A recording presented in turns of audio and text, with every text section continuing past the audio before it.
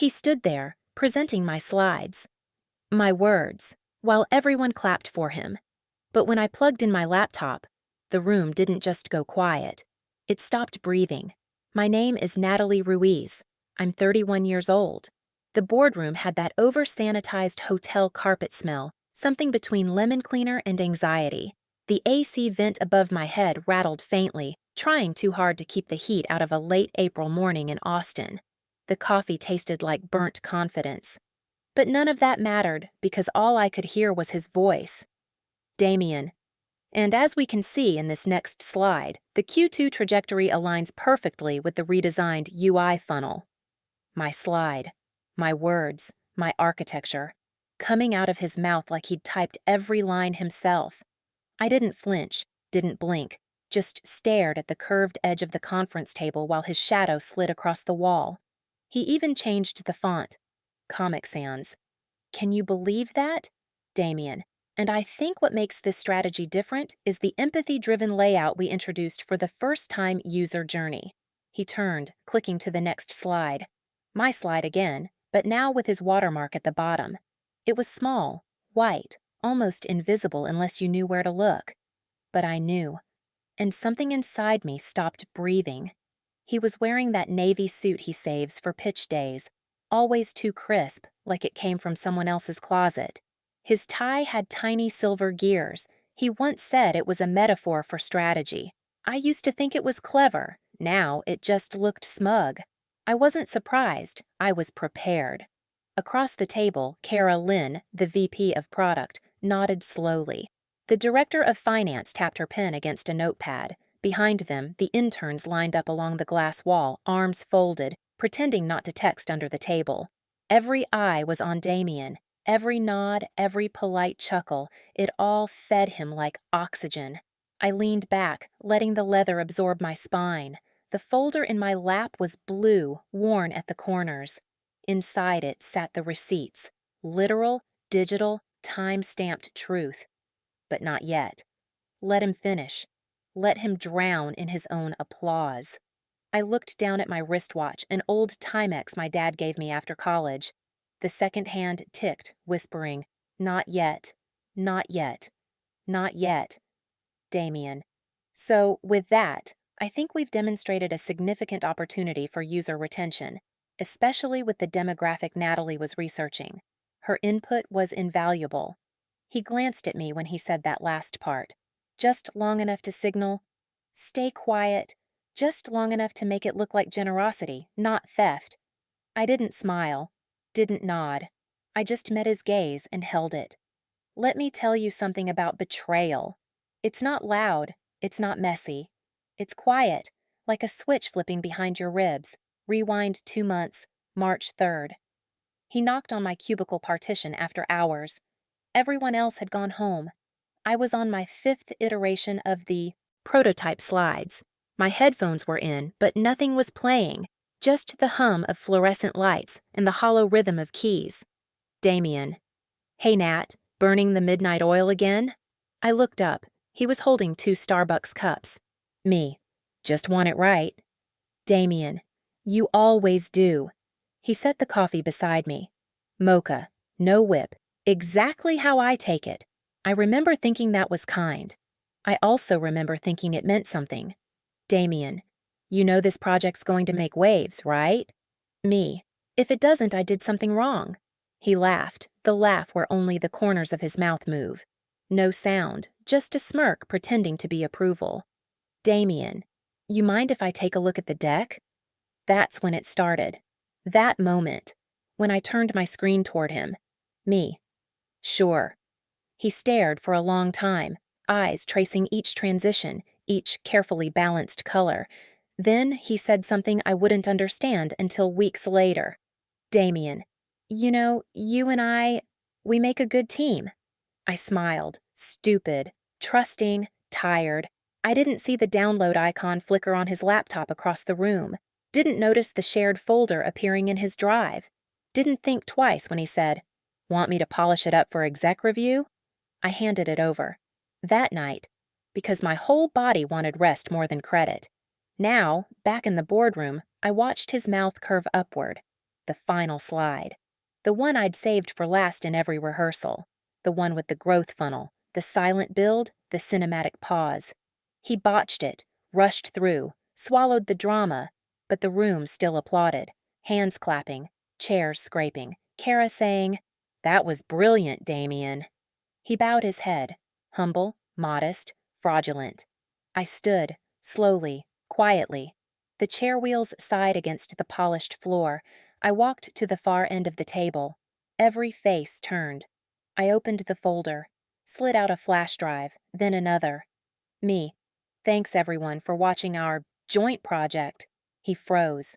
That's when I knew. He thought I wouldn't. He thought I couldn't. He didn't know what was coming next. I plugged my laptop into the auxiliary port. The projector flickered. Damien's slides vanished. Mine appeared. Same designs, same structure. But in the bottom right corner, clear as glass, my initials. NR Design V4.6 timestamp. March 17th, 11:42 p.m. I clicked open the folder labeled Revisions. Every draft, every screen recording, every tracked change, from font sizes to user flow edits. Me. I thought you might want to see the version history. Silence. Damien opened his mouth, closed it. The director of legal leaned forward. Kara. Is this true? Damien. I mean, she and I worked on it together. Me. Then why does your version have no edits before last week? He flushed, not red with embarrassment, but with panic. His eyes darted toward the door, then back to the screen, then to Kara as if she might rescue him. I clicked one more file. A video. My screen recording, a side-by-side comparison of my original and his altered copy. No narration, just evidence. The room dimmed under the glow of the projector. Every movement slowed, the way time does before something collapses. He fidgeted with his cufflink. The interns stopped pretending to text. Even the AC seemed to hush.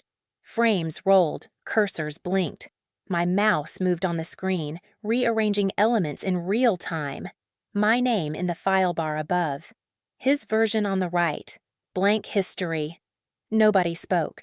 Then Kara inhaled sharply, like someone realizing they'd bet on the wrong horse. Damien. This isn't what it looks like. Me. It's exactly what it looks like. I stepped back from the screen, letting the proof speak louder than any accusation could. For a moment, I studied the reflections on the glass wall, faces caught between admiration and discomfort. No one knew where to look. The director of legal adjusted her glasses. We'll need to talk after this meeting. Damien's shoulders sagged. The gears on his tie glinted, mocking him. I gathered my folder, calm, deliberate. Me. Thank you for your time. I didn't need applause. I didn't need pity. Just the sound of the projector winding down as my last slide faded to black.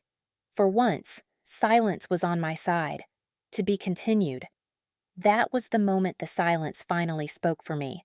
The silence in that boardroom felt heavier than any applause. No one moved. No one spoke. Even the interns stopped texting. All you could hear was the low hum of the projector as my screen lit up the wall, exposing everything. Damien's face. It shifted from confusion to denial to something I hadn't seen before. Panic. His hands fidgeted with his tie like it was suddenly choking him. Kara. Damien, is this true? He opened his mouth, then closed it. His jaw clenched like it was trying to stop the words from leaking out. Damien. Natalie and I collaborated. She gave input, but I did the final build. Me. Except you didn't. That build came from my home IP address, logged in at 1:22 a.m. 3 nights in a row. I clicked one last file. A screen recording, timed with the version history.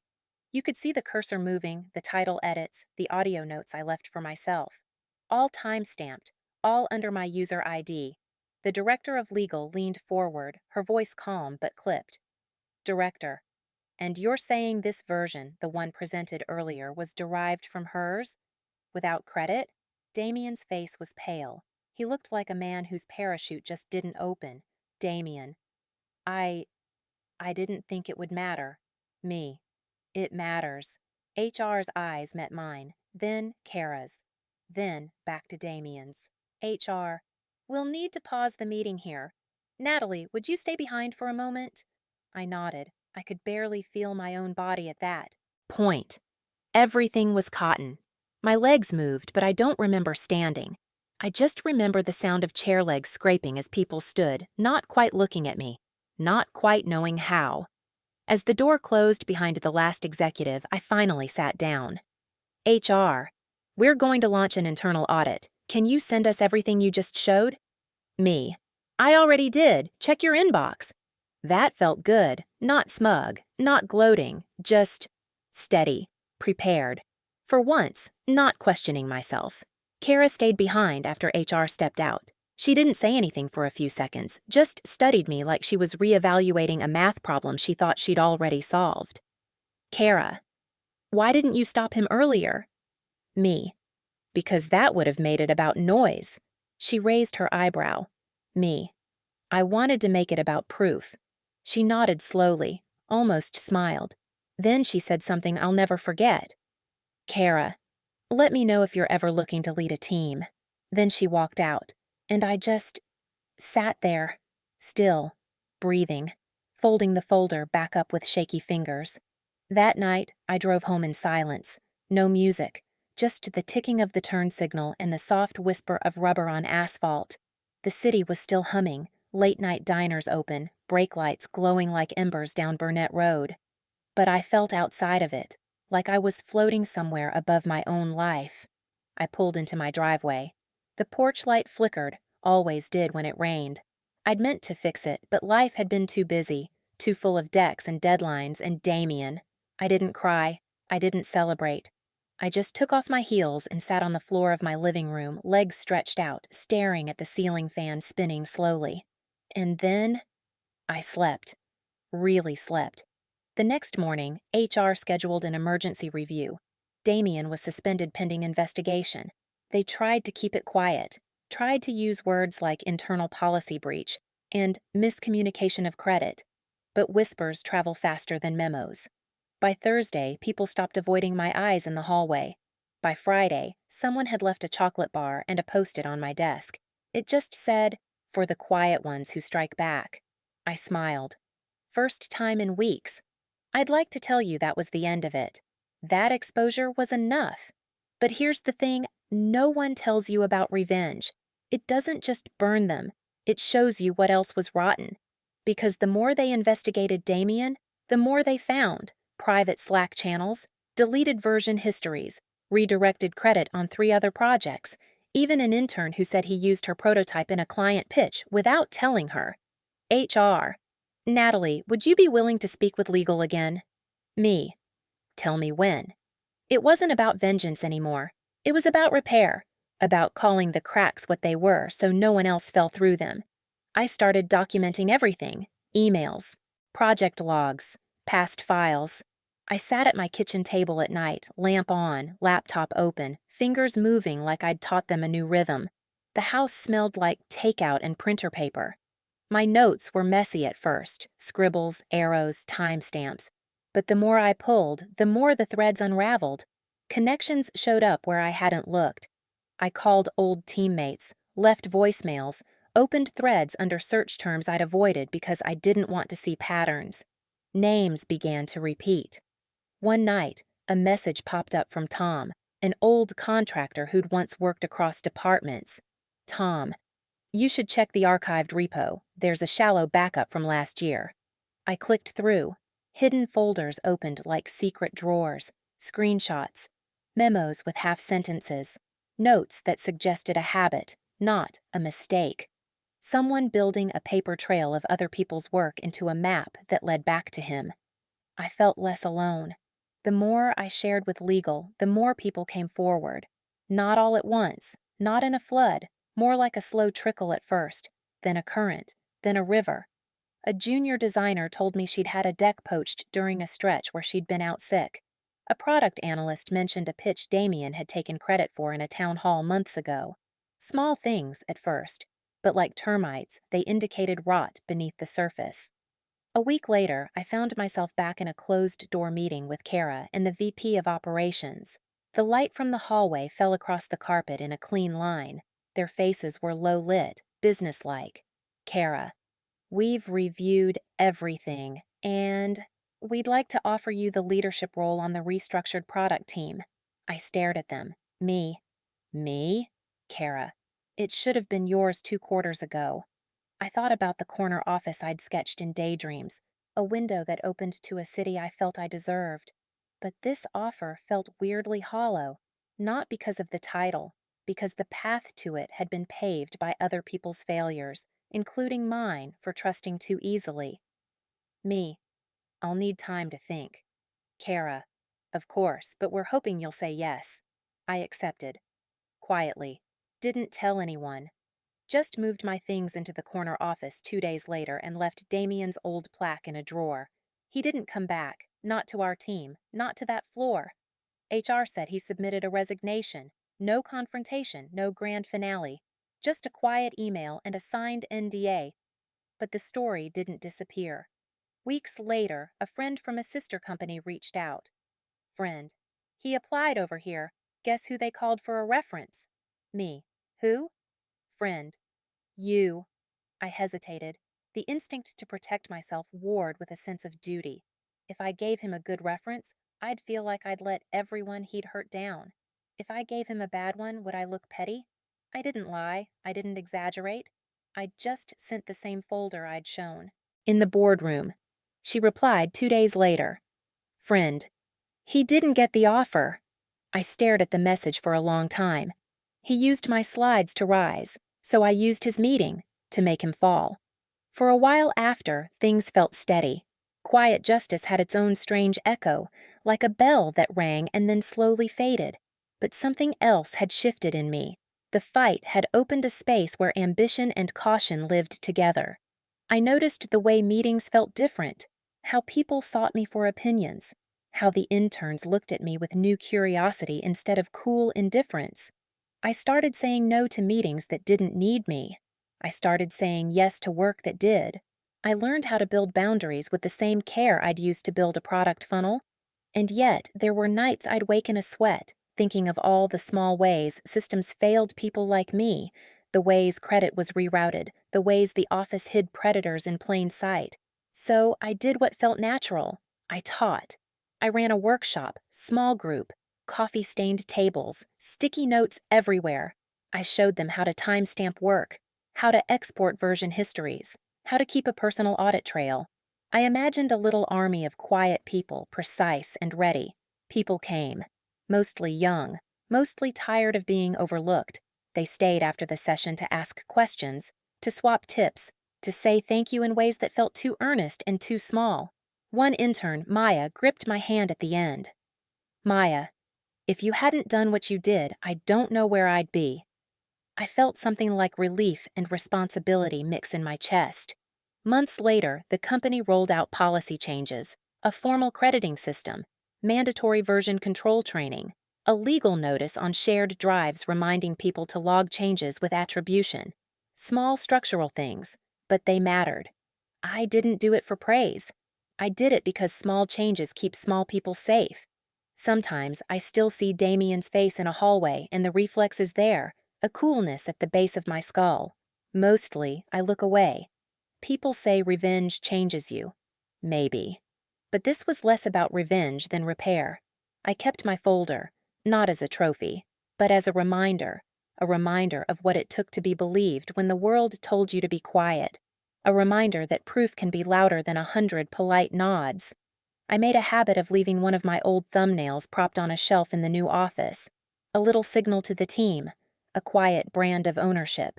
Sometimes at night, I plug my laptop in, open an old presentation, and practice the pauses, the drama I use to let other people swallow. I practice patience now, and precision. I don't know if this is the end of the story. Probably not. People who take what isn't theirs sometimes find other ways to hide. But I know this. I used the same evidence that stole my voice to speak louder than any apology ever could.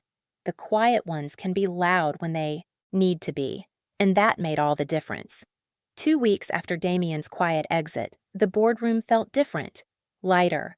like a window had finally been cracked open and all the old air was drifting out. People still whispered.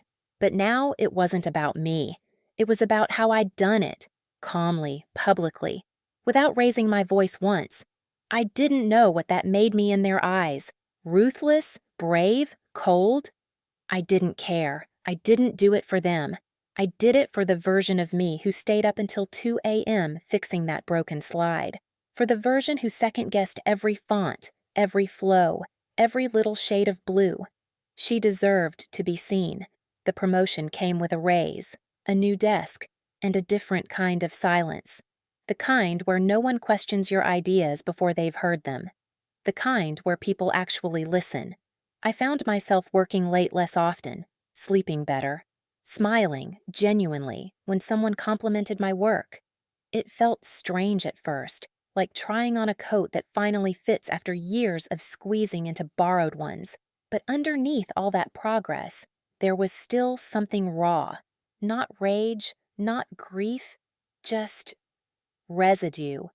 It stuck to me in small ways, like the way I saved every file now in 3 separate folders, or how I logged timestamps for even minor edits, or how I kept that old flash drive clipped to my keychain like armor.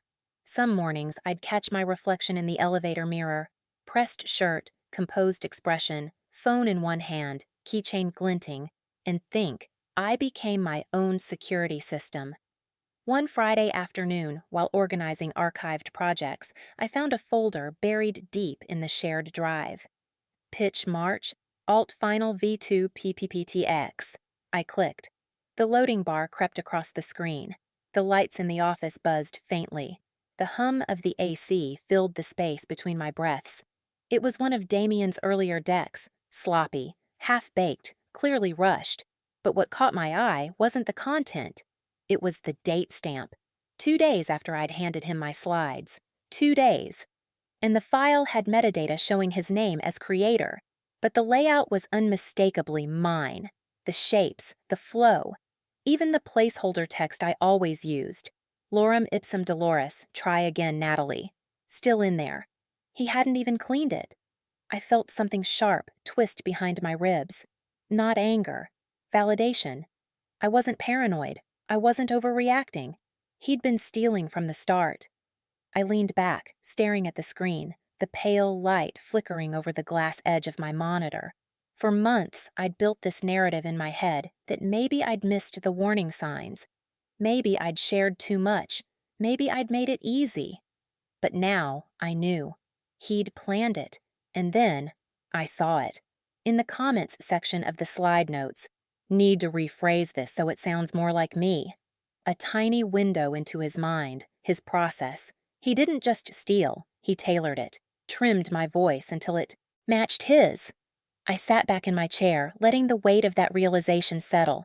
The office was empty now, just me, the low whir of the air conditioning, and the ghost of his cursor blinking on the screen. How many others? How long had he been doing this? I scrolled through more files, each opened like a confession, little traces of me everywhere, a font I always used, my color palette, my layout grid, copied line for line. I hadn't just taught him technique, I'd given him language. The next day, I requested access to the version histories of past product decks from the year before. The admin didn't even question it, just forwarded the logs. And there it was, slide after slide, presentation after presentation, my visual fingerprints in his files. It wasn't just a one-time betrayal, it was a pattern. One I'd helped build, unknowingly.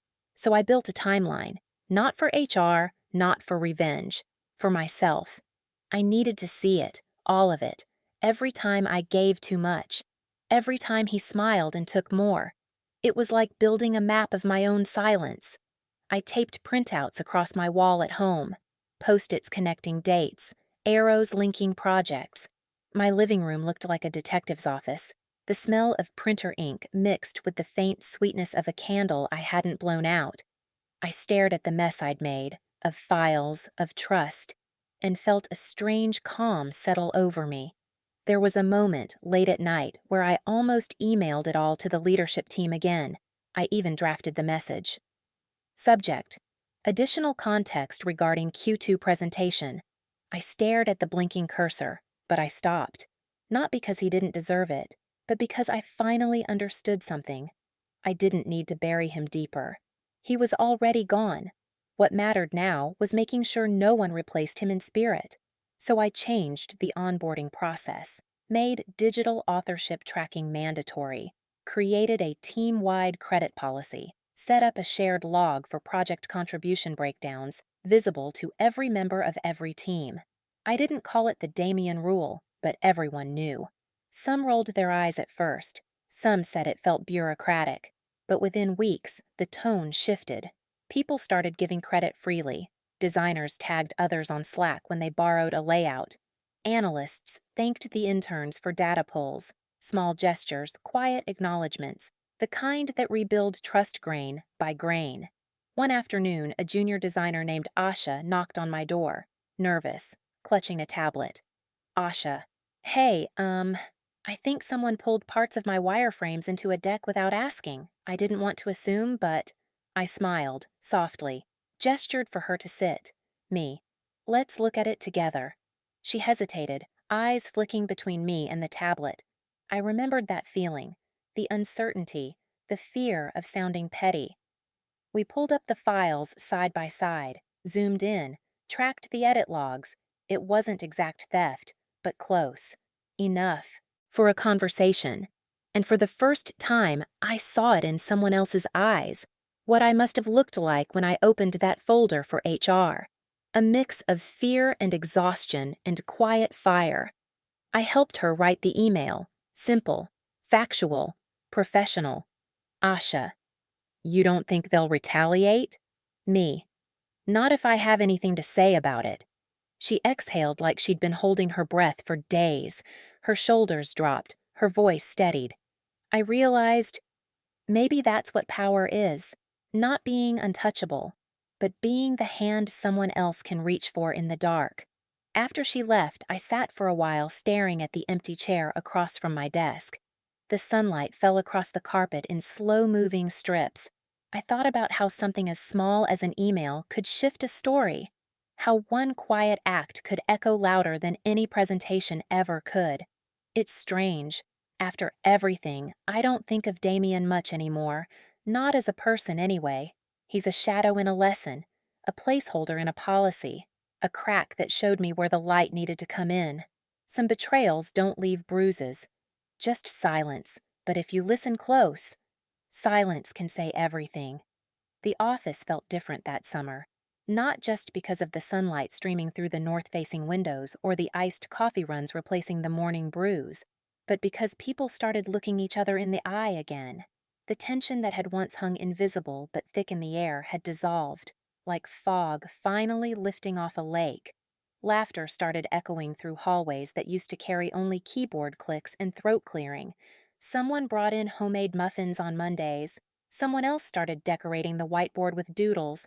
It was small, ordinary life, but it felt new, like something unspoken had been fixed, like we were allowed to take up space now. To claim our work without fear, it might quietly vanish into someone else's name. I didn't realize how much had changed until one morning in late July when an unfamiliar voice called out as I passed the break room. Man. Natalie Ruiz? I turned, expecting a vendor, maybe someone from another department needing sign-off, but he stepped forward with a practiced smile and a polished suit, blue pinstripes, sharp collar, clipboard tucked tight against his chest. His badge gleamed under the fluorescent light. Everything about him looked neat, rehearsed, deliberate. Man. Hi, I'm Daniel from Corporate Integrity. We're doing a company-wide audit across all branches. Just need 5 minutes of your time. Corporate integrity.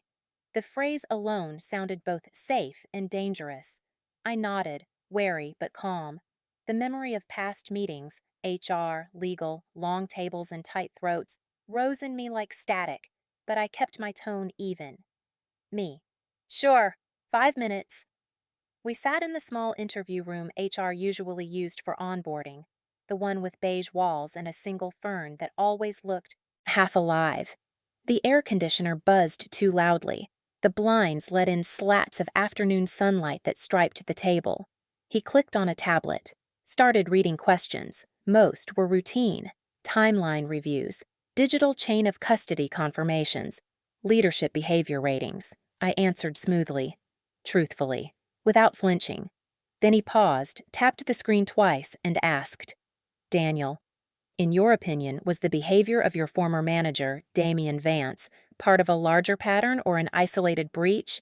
My fingers froze around my pen.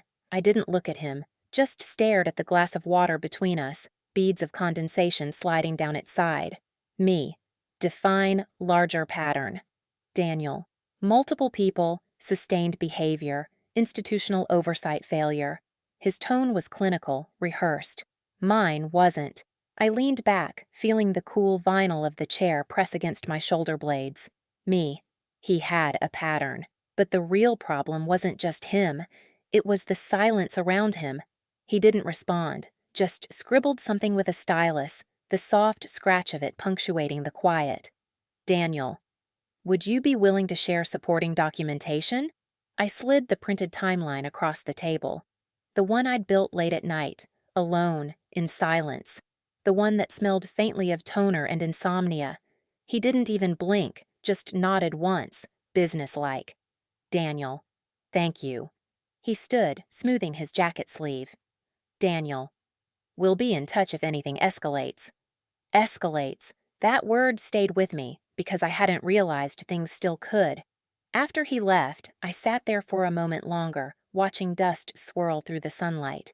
The room was too quiet, the kind of quiet that makes you think something has already begun.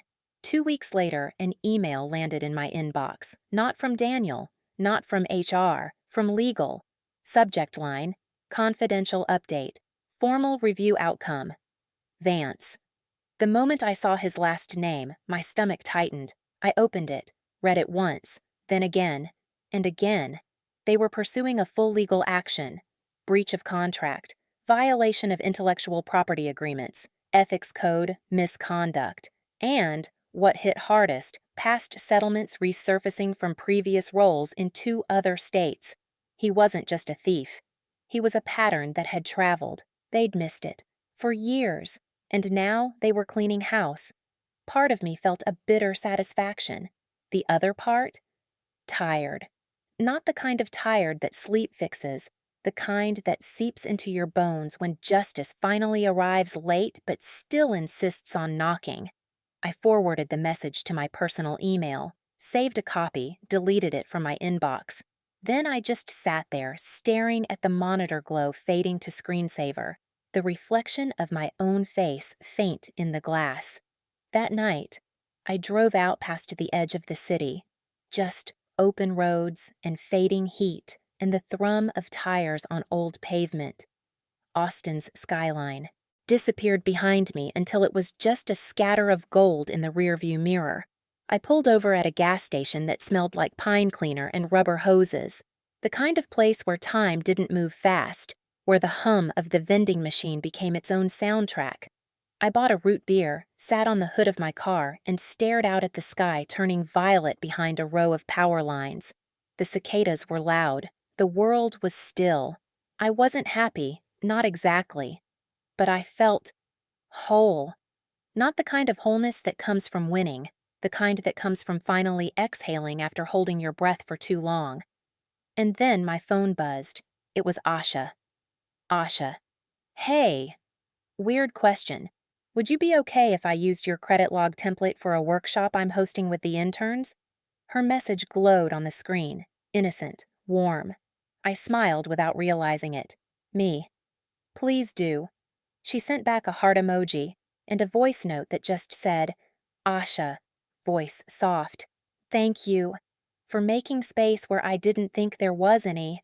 Her voice was small, sincere, trembling just a little at the edges. I didn't reply right away, just watched the sun drop behind the horizon, the power lines cut across the orange sky like graphite marks on watercolor. Somewhere in the distance, a train horn wailed once, long and low. I sat there until the stars started showing, until the bugs found the gas station lights, until the air cooled enough to lift the hair from my neck. The next morning, there was a company-wide announcement: new policies, new training requirements, and an internal recognition spotlight, highlighting ethical leadership during project crises. My name was there, second line, right after the CEO's intro. I stared at it for a long time. For a moment, I felt my chest tighten, not because I needed the spotlight, but because it meant it happened. The erasure stopped. The record changed. My story wasn't whispered anymore. It was printed, filed, public. People started stopping by my office to say congratulations, some shy, some proud, some just relieved. It wasn't about me. It was about what I represented now: a quiet shift, a different kind of currency. A week later, I received a letter at home, handwritten, no return address, no stamp I recognized. Inside, one line: I was wrong. I thought silence protected me. It just made you louder. There was no signature, but I didn't need one. The handwriting was slanted, hurried, almost ashamed. I held the paper for a long time, feeling its weight, the faint press of the pen grooves against my skin. I folded the letter, placed it in the same folder that used to hold the flash drives, the one I no longer carried with me. I closed the drawer, sat back, let the quiet fill the room again. Some stories rewrite themselves. Mine didn't. I rewrote it, line by line. It was September when I stepped back into that same boardroom, only this time, I wasn't holding a folder of evidence. I was holding a remote for a product I'd designed, with a team that credited each other by name. No whispers, no stolen slides, just clarity. The light poured in through the glass wall, warm and steady, catching on the polished table where, months ago, everything had fallen apart. The hum of the projector was familiar, but it didn't sound like tension anymore. It sounded like progress. The new interns sat in the back row, wide-eyed, focused. They whispered quietly to one another, nervous energy vibrating between them. I saw a version of myself in one of them, the girl who once second-guessed everything she knew, just because someone in a suit smiled a little too confidently. I took a slow breath, smiled, clicked the first slide. Me. Before we begin, I want to acknowledge the entire team behind this. You'll see their names on every page. The words landed softly, but I saw the ripple they caused.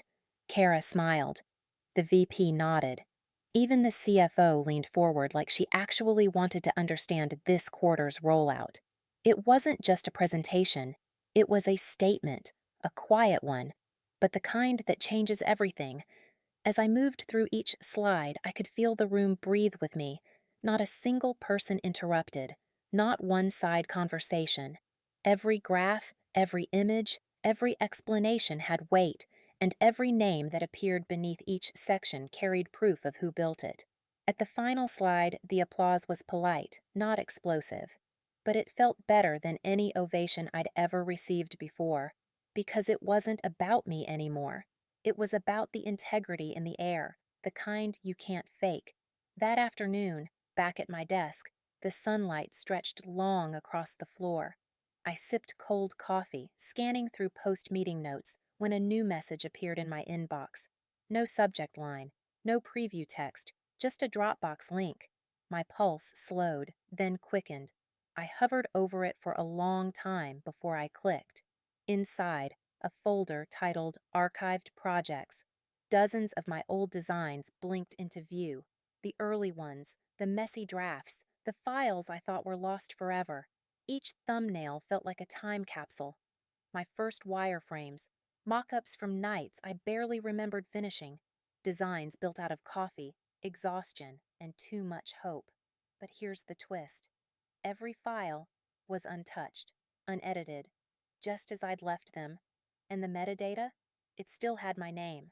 I scrolled to the bottom of the folder. There in the corner was a text document, only one line inside it. I kept them. I couldn't delete what I didn't make. I stared at the words until the monitor light blurred. My reflection looked back, older, steadier, unshaken.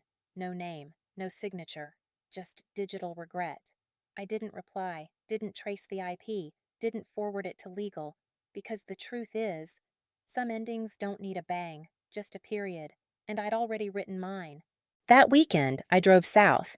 The road to San Antonio was lined with mesquite trees and fading billboards. The air carried the smell of rain-soaked asphalt and barbecue smoke from distant roadside diners. When I pulled into my parents' driveway, my mother was already on the porch, waving like I was still 12.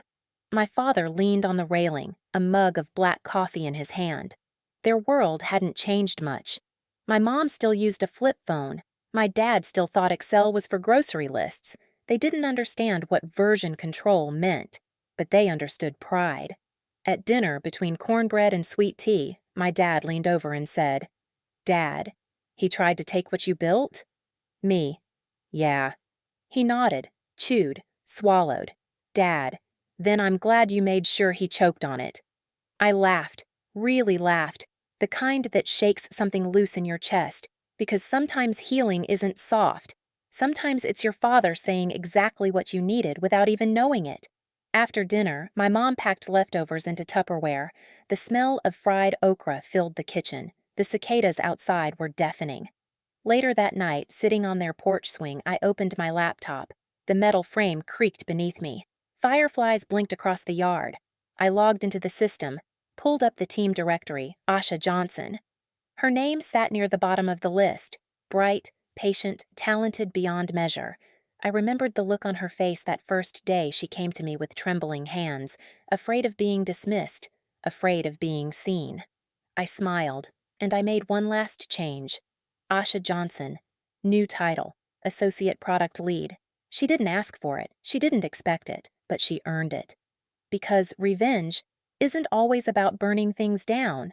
Sometimes it's about rebuilding the floor you almost fell through so no one else has to. I closed the laptop. The porch light flickered once, then steadied.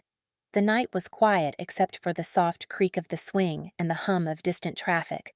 I thought about everything that had happened.